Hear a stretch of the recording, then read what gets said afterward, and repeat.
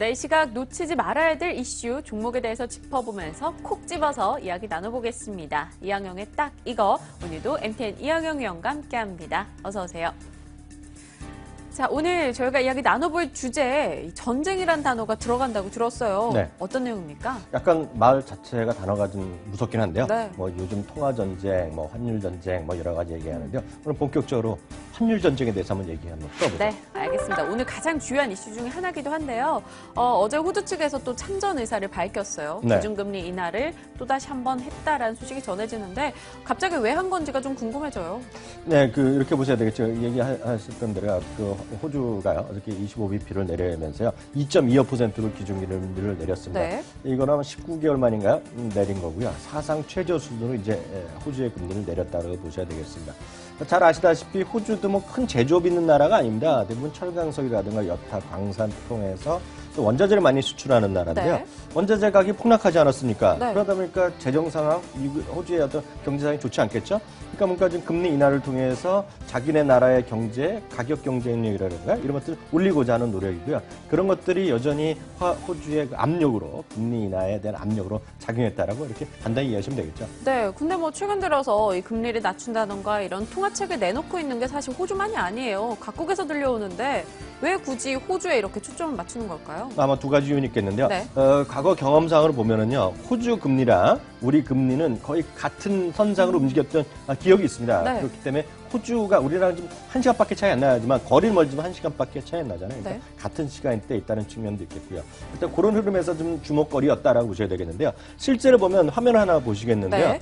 최근 한 달간의 변화를 보여주는 그래프인데요. 여기 보시면 아래쪽으로 내린 거가 기준금리를 내렸거나 앞으로 내릴 가능성이 크다라고 2분기까지 내릴 거라고 얘기하는 기업들입니다. 스위스, 노르웨이, 캐나다 다 내렸고요. 인도, 네. 중국, 한국 이런 데는 아직은 색깔 변화가 좀 진하게 나오고 있는데요. 이 진하게 나오는 이게 것은 예상치죠. 예, 네. 2분기까지 예상치입니다. 그러니까 추가적인 금리의 인하 가능성이 높다라고 일단 이해하시면 되겠죠. 네, 스위스 같은 경우는 이번에 마이너스 금리까지 내렸다라고 이야기가 들리는데 네. 그럼 돈을 맡겼을 때 오히려 은행 측에서 이자를 주는 게 아니라 돈을 빼간다는 거잖아요. 왜 이렇게까지 하는 거예요? 네, 맞습니다. 근데 그 마이너스 금리를 주는 나라가 이 스위스만이 아닙니다. 그 다음 화면 또 하나 준비된 게 있는데 네. 나오면 이제 같이 설명드리겠는데요. 금리 인하를 마이너스 금리 여기 딱 나오네요. 지금 현재 전 국가는 아니겠고요. A등급 국채 기준으로 보면은요, 한 20 몇 나라가 있는데요. 11개 국가는 이미 마이너스 금리를 보겠습니다. 반 정도네요. 네, 스위스, 덴마크, 독일, 오스트레일리아 등등이 실제로 마이너스 금리를 거의 보이고 있는데요. 이거죠. 마이너스 금리. 예를 들어서 우리나라도 예금보험공사에서 혹시라도 만에 하나 문제되더라도 5천만까지 보상을 해주거든요. 그럼에도 불구하고 스위스한테 돈을 맡기는 것은 스위스가 은행이 망할 것 같아요? 안 망할 것 같아요? 안 망할 것 같죠.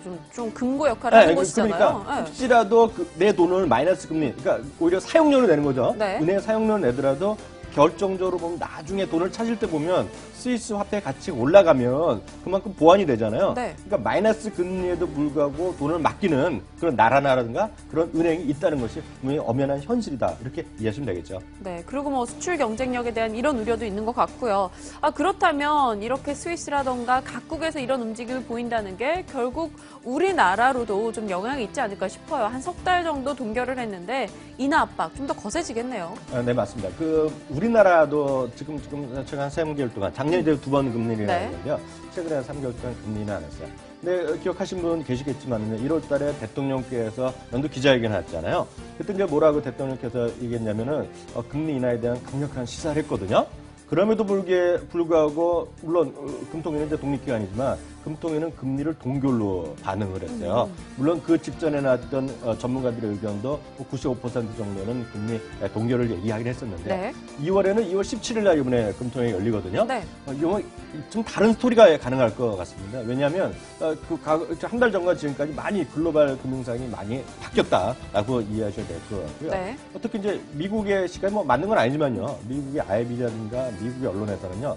2월 17일 주목하라는 얘기를 하고 있습니다. 이게 뭐냐면 뭐가 지금 나올 것 같나 보네요. 알고 없는 네. 총성 없는 전쟁이 화폐 전쟁인데 환율 전쟁에서 다음번 그 총알을 당기는 거는 네. 바로 한국일 가능성이 있다는 얘기하고 있고요. 물론 어저께 호주였고요. 오늘 제가 알기로는 아마 오늘 폴란드에서 또 회의가 있거든요. 폴란드 가능성이 있겠고요. 그 와중에 또 뭐가 있냐면 대만이라든가 필리핀도 조만간 금리 인하 가능성이 있고요. 중국은 이번에 춘절 앞두고 아무도 이거 좀 확실한 건 아닌데요. 예측하는 사람 전문가들이 미국에도 있는데요.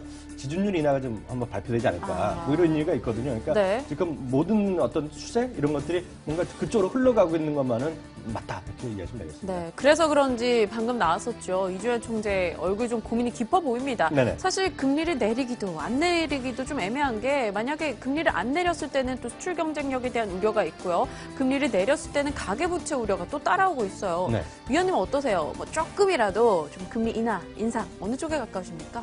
저는 좀 할 것 같아요. 금리 인하 할 것 같긴 해요. 네. 왜냐하면 압박이 이렇게 있고 정부에서 청와대에서도 그런 의견이 분명히 있는 건 네.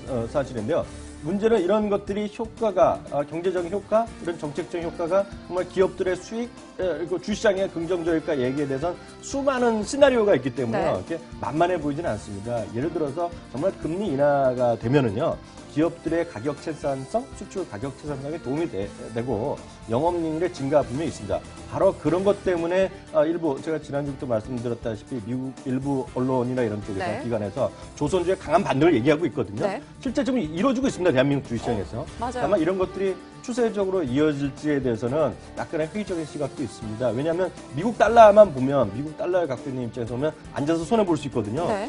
물론 유로를 갖고 있는 사람은 약간 다르지만요. 그렇기 때문에 제가 봤을 때 외국내 수급의 결정적 모멘텀, 긍정적 모멘텀은 별로 없을 것 같다라는 생각 갖고 있습니다. 네, 말씀해 주셨다시피 이렇게 계속해서 자국의 통화 가치를 낮추다 보면은 이 기축 통화인 달러 가치가 계속 올라가고 달러 강세에 따른 피해주도 있을 것 같아요. 좀 조심스럽게 접근해야 되는 종목군 뭐 꼽아본다면 뭐가 있을까요? 네, 맞습니다. 그래서 미국에서도 지난 4분기 실적만 나오고 있는데요. 뭐 캐터필러라든가 P&G 같은 대표적인 다국적 기업들의 실적이 별로 안 좋았는데 네. 바로 강한 달러 얘기하고 있거든요. 만에 하나 미국의 주시장까지 흔들거리고 이런 네. 가격 때문에 뭐 대한민국이 아니라 전 세계 금융시장이 뭐 제2의 제3의 금융위기에 대한 우려감, 소위 글로벌 디플레이션에 대한 우려감이 확산될 수밖에 없기 때문에 수급 전체적으로나 시장 전체적으로 보면 전 개인적으로 보면 악재 인식을 좀 갖고 있습니다. 네, 일단은 뭐 금리 인하가 나고 달러 강세 움직임이 계속해서 가게 된다면 오히려 시장 전체의 변동성을 키울 수 있다 이야기 주셨어요. 그럼 위원님이 얘기하셨던 뭐 아모레퍼시픽, 토비스, 나스미디어 이런 종목들도 그럼 조심해야 되는 거예요? 네, 전체적인 수급 시장 전체적으로 보면 좋을 게 없죠. 물론 네. 아모레퍼시픽이 아마 오늘 사상체 효과가 가는 것 같은데 물론 예외적인 주식은 있지만 아무리 그 예외적이 있더라도 큰 틀 안에서의 소위 이제 영어로식으로 보면 한 지붕 아래 있는 주식들이거든요. 네. 전체적인 환경은 이렇게 썩 좋지는 않을 것 같다는 생각을 좀 갖고 있습니다. 네, 알겠습니다. 또 환율 전쟁 이야기 오늘 빼놓을 수가 없었습니다. 이 소리 없는 총성 속에서 그래도 비교적 안전한 곳은 어디일까라는 고민 함께 나눠봤고요. 그에 따른 답도 살짝 언급해 드렸습니다. 자, 이항영의 딱 이거 오늘 이 시간 여기서 인사드릴게요. 고맙습니다.